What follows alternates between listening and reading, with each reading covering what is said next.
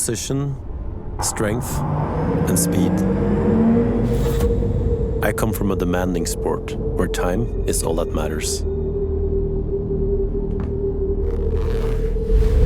This is my evolution.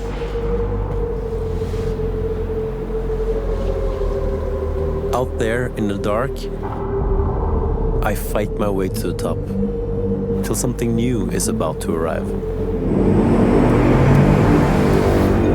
I love the freedom of nature, the silence.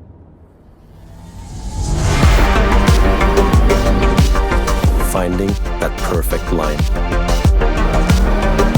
It's the sense of achievement, of meeting the physical challenge and losing yourself in the moment.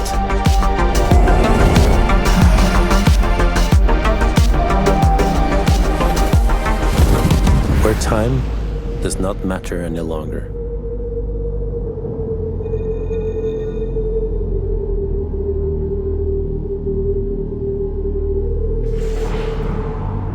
Deep inside me, my drive has changed.